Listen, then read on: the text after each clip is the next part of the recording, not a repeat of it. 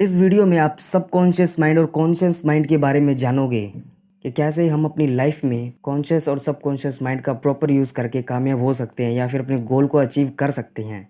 तो इस वीडियो को लास्ट तक देखना।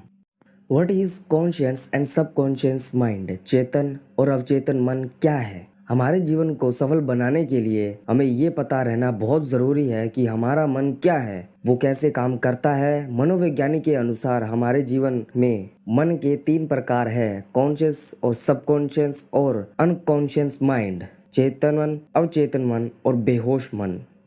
इसमें से आपको अनकॉन्शियस माइंड के बारे में तो पता ही होगा, पर चेतन और अवचेतन मन के बारे में जानकारी नहीं होगी। तो चलिए आज मैं आपको इसके बारे में बताता हूँ। चेतन मन और अवचेतन मन के बारे में जानने से, उनको समझने से हमारी समस्याएं कम होगी, हम सफलता के राह पर चलेंगे।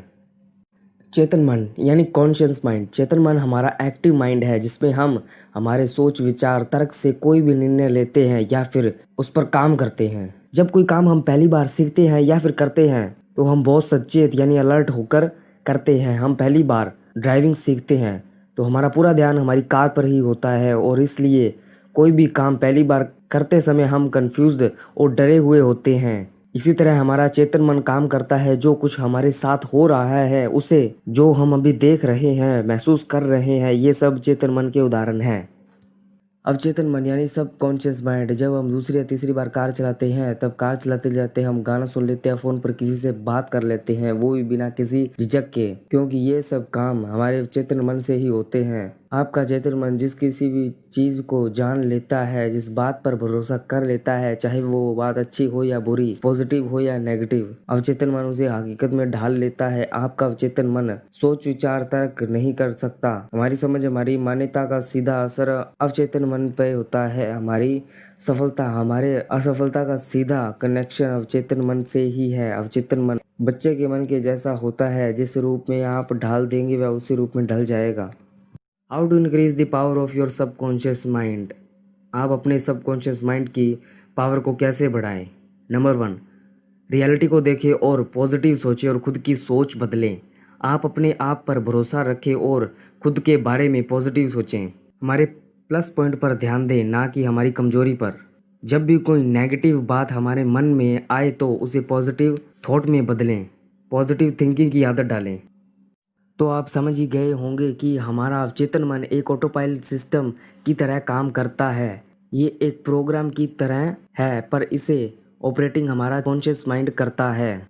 हमारी सक्सेस, हमारा गोल अचीवमेंट या हमारी संपूर्ण विकास के लिए हमारा सबकॉन्शियस माइंड ही जिम्मेदार होता है। हमारा सबकॉन्शियस माइंड हमेशा बैलेंस्ड रहता है। हो सकता है कि आपका कॉन्शियस माइंड संतुलन में न हो, तब ये वही काम करता है जो आपका सबकॉन्शियस माइंड सोच रहा हो। सबकॉन्शियस माइंड की हेल्प के बिना कोई भी पर्सन कंफ्यूज हो सकता है या प्रॉब्लम में फंस सकता है। उस दौरान किसी भी निर्णय की स्थिति में नहीं होगा। यदि सबकॉन्शियस माइंड में गोल गहरा ठान लिया हो तो आप सही तरीके से काम कर सकते हैं। नंबर 2, अपना तरीका बदलो। जब भी हम लोग गोल की तरफ आगे बढ़ते हैं तो हम बहुत फेलियर का सामना करना पड़ता है, जिससे हम बहुत ज़्यादा अपसेट हो जाते हैं, खुद को डल समझने लगते हैं और हम लोग आगे नहीं बढ़ पाते। पर हम फेलियर को समझ जाते हैं, पर ये नहीं समझ पाते कि फेलियर से हमें एक्सपीरियंस मिलता है या फेलियर से हमें एक्सपीरियंस मिल रहा है। एक्सपीरियंस और परफेक्शन सिर्फ और सिर्फ एक्सपीरियंस से ही आता है।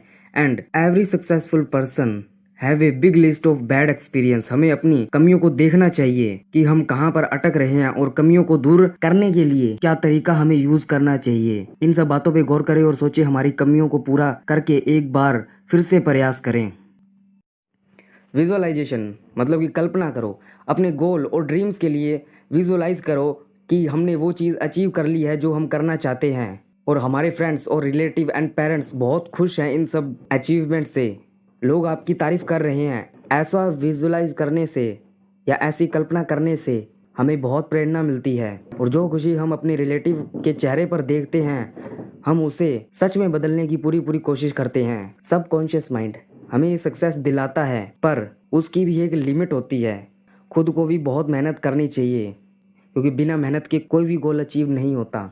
तो कैसा लगा आपको ये वीडियो? प्लीज़ कमेंट करके ज़रूर बताना।